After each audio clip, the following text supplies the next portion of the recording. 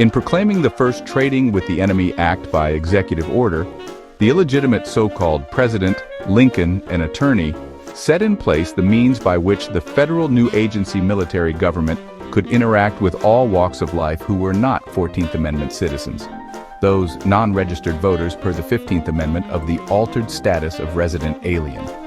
Such people could technically be designated as enemies. Are you beginning to understand how people not a party to the regime of necessity could be at odds with their condition appertaining to such military agency government of necessity?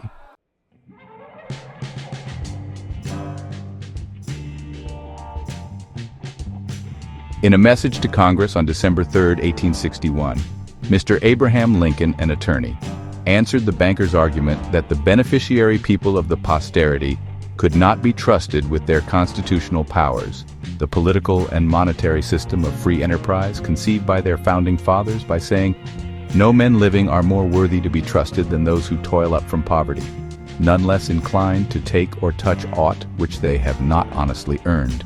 Let them beware of surrendering a political power which they already possess, and which, if surrendered, will surely be used to close the door of advancement against such as they, and to fix new disabilities and burdens upon them, till all of liberty shall be lost."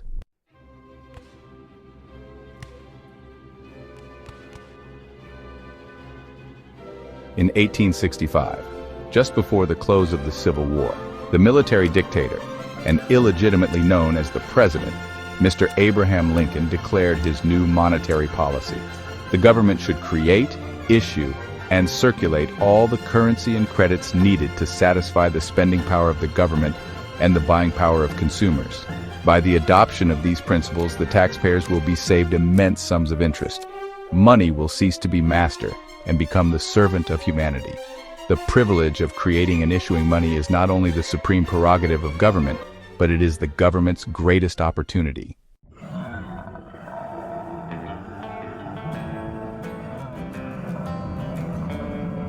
Had this been implemented, it would have ushered in a worldwide economic renewal. Unfortunately, a few weeks after its introduction, Mr. Abraham Lincoln was assassinated because he defied the bankers in proposing to print interest-free money to pay the war debt. Thus, the government continued to operate fully under the authority of private international law dictated by the creditor. Since the commander-in-chief, Mr. Abraham Lincoln, was assassinated before he could complete plans for reinstating constitutional agency government in the southern states of the Union and end the martial rule by executive order, the 14th Amendment to the Constitution has further created a new citizenship or status for their expanded jurisdiction.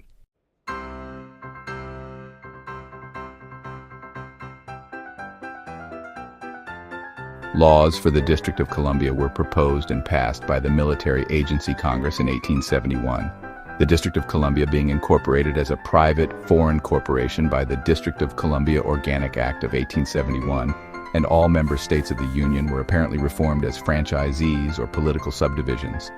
Diet v. Turner and Utah v. Phillips, of the corporation known as the United States, hence creating a new military social construct, formerly known as the Social Compact of the several states of the Union.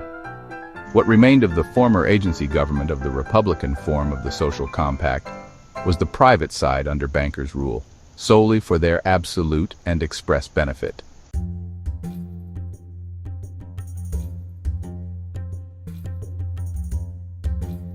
The first attempt by the Military Congress under the new military social construct to define citizenship was in 1866 in the passage of the Civil Rights Act. The act provided that all persons born in the United States and not subject to any foreign power are declared to be citizens of the United States.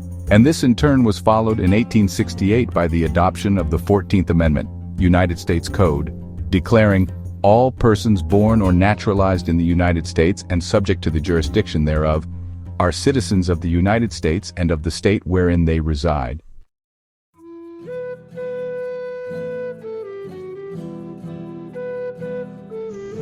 At this period of time, the only people in the United States who were under the jurisdiction of the private bifurcated government of the assumed 10 miles square of Washington, D.C., were the government employees, those within the territories owned by the United States, and now the former slaves. The former citizens of the several southern states of the Union now captured, became 14th Amendment United States citizens, the only remainder of people operating within the military social construct or the alleged creditors who could still invoke the power over agency government through the original jurisdiction of the Republican form of government, as established by the Social Compact of the United States Constitution as the holders in due course of each and every private right, privilege and immunity if the need became necessary, concerning any possible attempt by the new military social construct to act arbitrarily in any way concerning the servicing of the alleged debt due.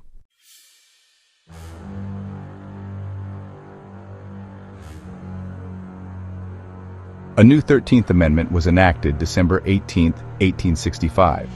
The 14th Amendment was enacted July 28, 1868. Both amendments were illicitly ratified by non-elected representatives and senators under martial law in each and every military-enforced southern state legislature, put into place by the U.S. military by direct order of the Commander-in-Chief through force, over the conquered territory and under martial law. No such state could ever obtain its freedom from the new federal social military rule by ratifying these new amendments as misrepresented to the people by the federal system. They were told that the troops of aggression would be removed from such territories, and cessation of hostilities would occur once these amendments were ratified.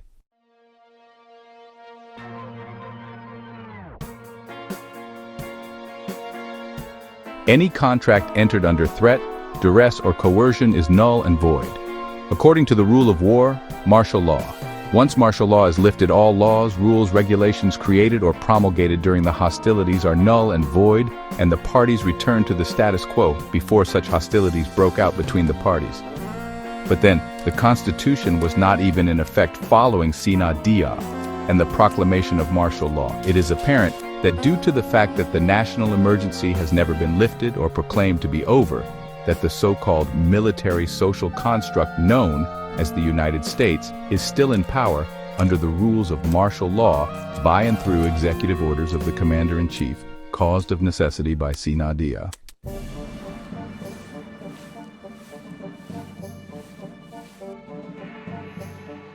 The 14th Amendment brought the freed slaves, whose previous owners were private plantation landowners, and transferred those slaves under subjection of the new military social constructed government, the assumed 10-mile square jurisdiction of the city of Washington and/or District of Columbia, and it offered its protection to those who would choose to become its subjects in exchange for their freedom and/or sovereignty.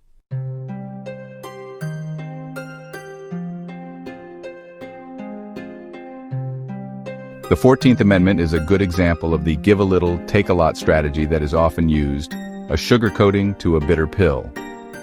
Sovereign people who had assumed themselves to be among the powers of earth had created a social compact, a government, to guarantee themselves their rights. They secured these rights under this social compact as birthrights for their posterity, citizens. In contrast, the federal government created 14th Amendment citizenship to guarantee its power over the former citizens by reducing them to the standing of its newly created citizens. It seems to be taking citizens under its protection, but at the price of servitude. Sovereigns may choose to become subjects, free men and women to become vassals. This amendment has always been controversial. Many people over the years have questioned the amount of power it vests in the federal government. Some have even questioned its validity. On one occasion, Judge Ellett of the Utah Supreme Court remarked, "I cannot believe that any court in full possession of its faculties could honestly hold that the amendment was properly approved and adopted."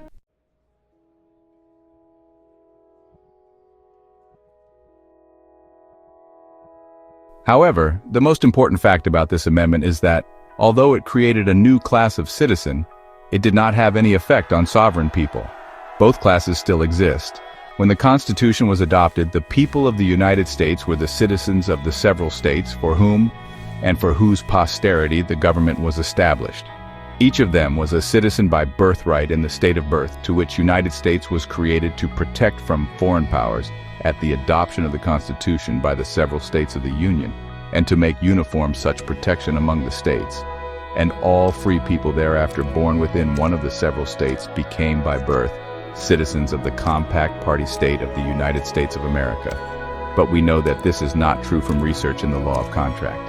Anyone not signatory to the social compact or directly related as the posterity thereto is an alien to the compact and is only allowed to assume whatever right out of necessity to the compact to keep the peace until all power is vested in order to secure to the members such blessings unto themselves or their posterity as are necessary or opportunistic as the need may arise from time to time to preserve their freedom.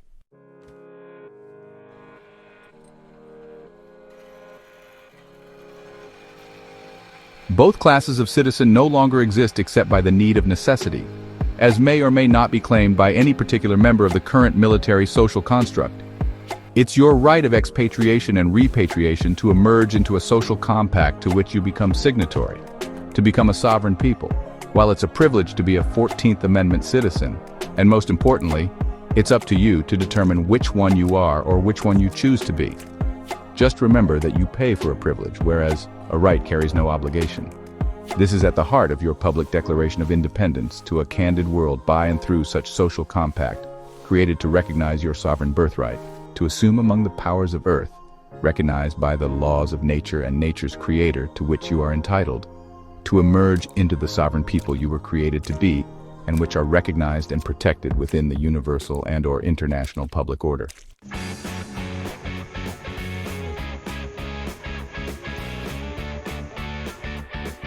Once the smoke settled after the Civil War, European international bankers arrived in town. In 1871, the default again loomed, and bankruptcy was imminent. So, in 1872, the 10-mile square District of Columbia was incorporated in England.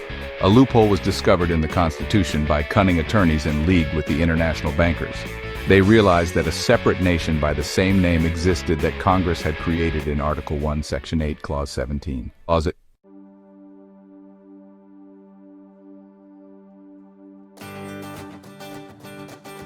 The Congress shall have power to exercise exclusive legislation in all cases whatsoever over such district not exceeding 10 square miles, as may by cession of particular states and the acceptance of Congress become the seat of government of the United States, and to exercise like authority over all places purchased by the consent of the legislature of the state in which the same shall be, for the erection of forts, magazines, arsenals, dockyards, and other needful buildings, and to make all laws which shall be necessary and proper for carrying into execution the foregoing powers, and all other powers vested by this Constitution in the government of the United States, or in any department or officer thereof.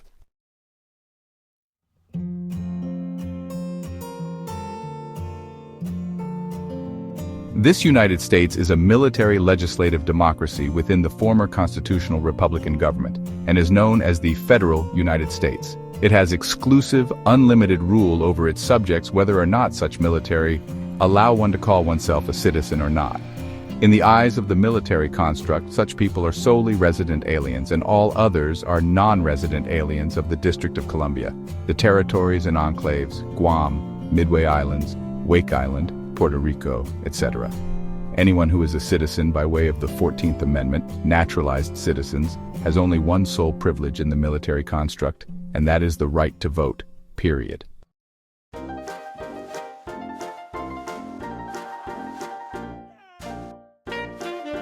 Both United States formerly existed side by side, in the same United States in Congress, assembled, that rules in both the former social compact and the military construct. One United States, the Republican form of government of 50 several states of the Union, has the stars and stripes as its flag, but without fringe on it. The federal United States flag is the stars and stripes with a yellow fringe, seen in all courts. The abbreviations of the states of the continental United States are, with or without the zip codes, Allah, Alas, Aras, Arc, Cal, etc. The abbreviations of the states under the jurisdiction of the federal United States after the Civil War, the legislative democracy, are AL, Alaska, AZ, Arkansas, CA, etc., without any periods.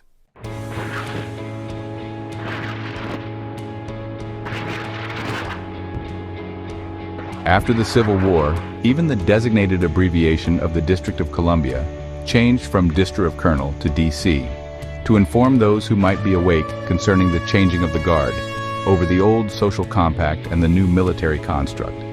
The international bankers and the military Congress conjured up this bit of mischief and passed law. But whose law? Congress broke faith with we the people and their posterity long before the incorporation of 1871. Congress sold them out when they finished the newly formed military private corporation and made it the government of the District of Columbia. They used the non-existent so-called Constitution under military dictatorship to declare such power through the 14th Amendment, as their bylaws therefore taking their authority not under the Constitution, but taking their authority over the Constitution. They copyrighted not only the Constitution, but also any and all related names such as the United States, U.S., the United States of America, USA, as their own. This is the final blow to the original Constitution as it related to the posterity of the signatories of the social compact known as the United States for the United States of America. Henceforth, the United States and United States of America has been governed entirely by private corporate law, dictated by the bankers as the fiscal agent for the creditors.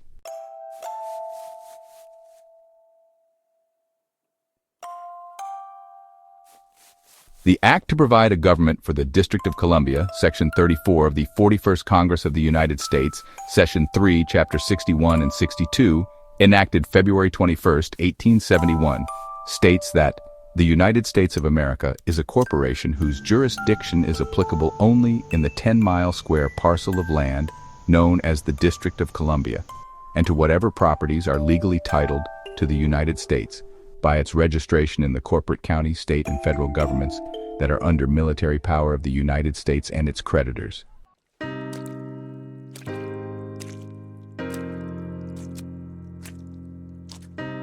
Under this provision, the Military Congress of the United States had obtained the power to pass private international law for application within the Federal District of Columbia.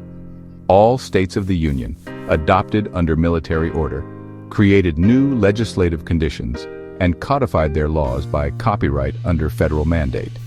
State codes were unlawfully adopted, despite their origin as instruments of a sovereign people. However, we the people remain sovereign within the framework of international public order if we choose to emerge out of such military social construct by creating a new social compact according to the principles of universal and/or international law, to replace that which, by Sine Die, no longer exists for our benefit or that of our posterity.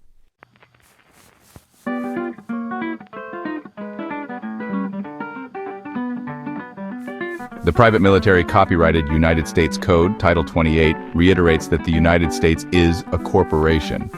What was not said in 1871 but was implicit was what is plainly stated at Title 28, 3002, Section 15, Subsection 3, that all departments of the United States Corporation are part of the corporation. Title 28, United States Code, is copyrighted per private international law. Indeed, the United States Code in its entirety is copyrighted private international law and applicable only in the District of Columbia. This incorporation was first reported by Gary W. Phillips, whose career with the Immigration and Naturalization Service began in 1956. He was the INS director at SeaTac Airport for 20 years and began challenging the income tax in 1985. After nearly 40 years of government service, Phillips was forced to flee his alleged country to protect his life after exposing the facts of the illegality of the federal government's criminal income tax collection scam. Facts that are becoming well known among informed people throughout the so-called military social construct.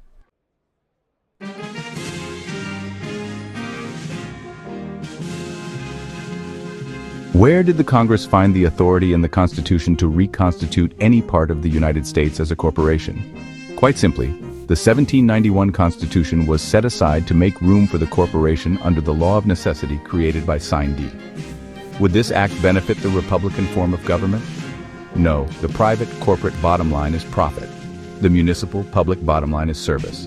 To replace the former service-oriented form of government with a profit-oriented form of military government, without any public knowledge or consent of the facts foisted upon the people, can only be described as treason, not only against the former social compact, but in respect to international law as well. This is clearly against the orderly peace and dignity of international public order.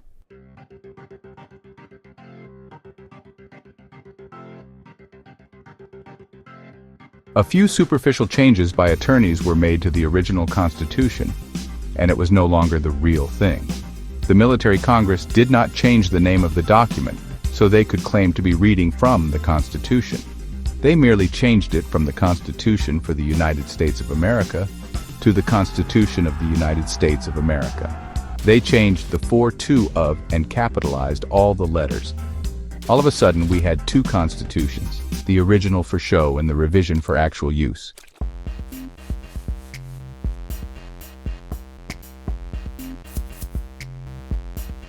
The Act of 1871 provided a government for the District of Columbia and created a corporation entitled the United States of America, whose jurisdiction extends only over corporate entities created by the municipal corporation and are operative only in the District of Columbia.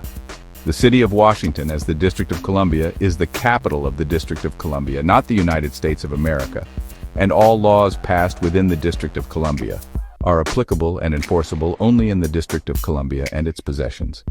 The states of the Republican form of government are not possessions of the District of Columbia. Puerto Rico, the Virgin Islands, and Guam are possessions of the District of Columbia, as well as property legally titled to the United States by states and counties. But the former Republican governments of the several states of the Union are under military dictatorship, operating under national emergency due to Sine Die.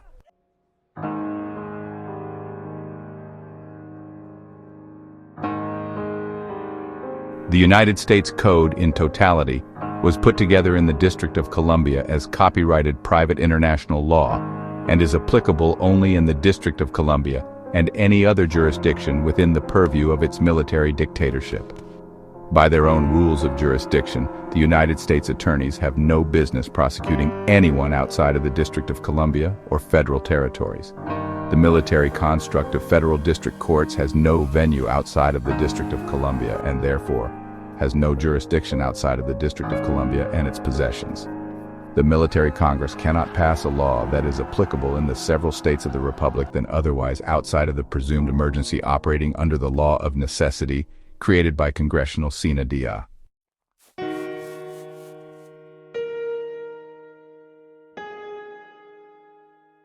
If all the laws passed in the District of Columbia are private international law, including all of the United States Code and the statutes at large and/or revised statutes passed after 1871, and are applicable and enforceable only in the District of Columbia, then how could they have become the law of the land because, not knowing better, we the people allowed it?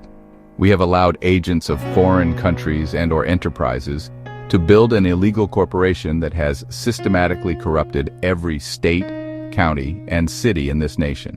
It has corrupted the status and standing of all people, whether or not connected to the former social compact of the United States of America, the military social construct of the United States, or just aliens in respect to the international public order.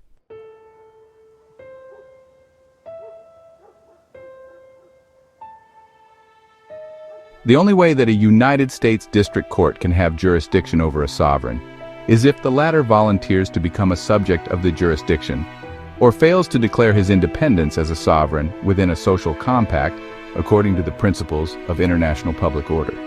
This corporation has created dozens of agencies, the IRS, FBI, DEA, and the BATF, to name a few, which employ thousands of agents who receive excellent salaries and benefits for betraying their friends and families while enforcing the private edicts of the so-called Congress. The men and women of Congress smile, speak softly, and then direct their illegal agencies to destroy those who do not fully conform to their wishes, striking fear into the hearts of those who do. Kidnapping and conspiracy are involved in every arrest and conviction by federal authorities outside of the District of Columbia, by and through military edicts executed via the executive orders of the Commander-in-Chief under the law of necessity created by Sine Die.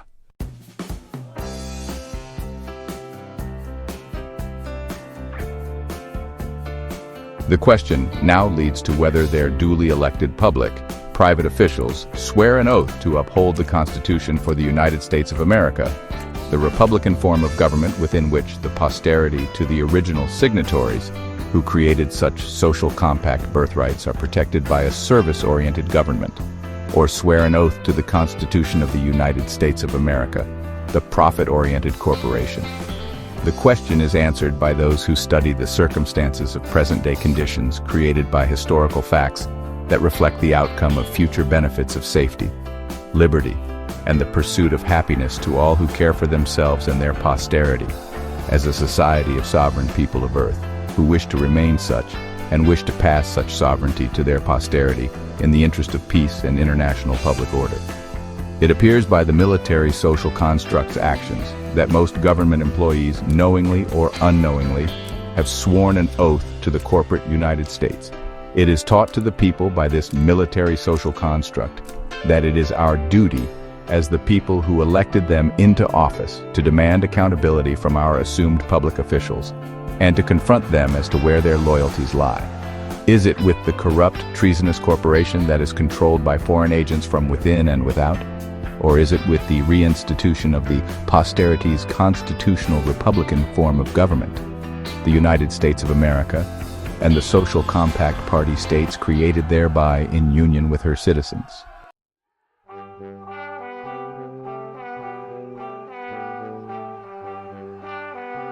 An articulate defender of a conservative monetary policy, so-called President Mr. James A. Garfield, urged the resumption of specie payments and the payment of government debts. He said, "Whoever controls the volume of money in any country is absolute master of all industry and commerce." In his inaugural address in 1881, Garfield said, "The chief duty of the national government in connection with the currency of the country is to coin money and declare its value."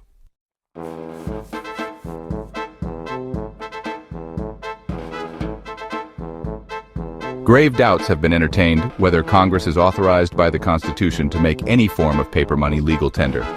The present issue of United States notes has been sustained by the necessities of war, but such paper should depend for its value and currency upon its convenience in use and its prompt redemption in coin at the will of the holder, and not upon its compulsory circulation. These notes are not money, but rather promises to pay money. If the holders demand it, the promise should be kept. The so-called President, Mr. James A. Garfield, was assassinated after only 200 days in office, 80 days after being shot by an attorney, ostensibly because he was upset about not receiving an ambassadorial posting to France.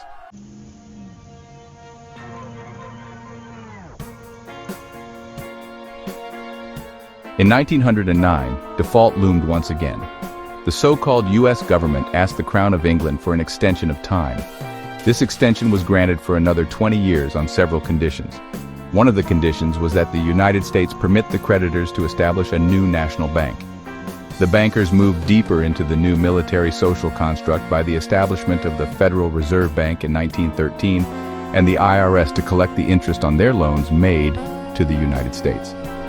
The 17th Amendment, enacted May 31, 1913, was the condition for the extension of time, which took away the states' rights to appoint members directly from its legislatures to serve in the Senate of the United States, thereby destroying the last vestige of Republican so-called government.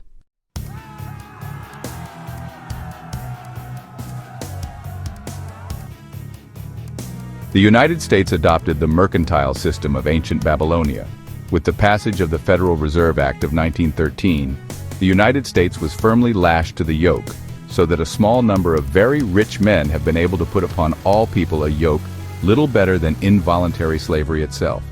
That yoke inevitably grows heavier with ever-compounding interest, and totals over $20 trillion of debt allegedly owed by all walks of life today, $80,000 per man, woman, and child. This vast accumulation of wealth concentrates immense power and despotic economic domination in the hands of the few central bankers, who are able to govern credit and its allotment, for this reason supplying, so to speak, the lifeblood to the entire economic body, and grasping, as it were, in their hands the very soul of the economy, so that no one dare breathe against their will.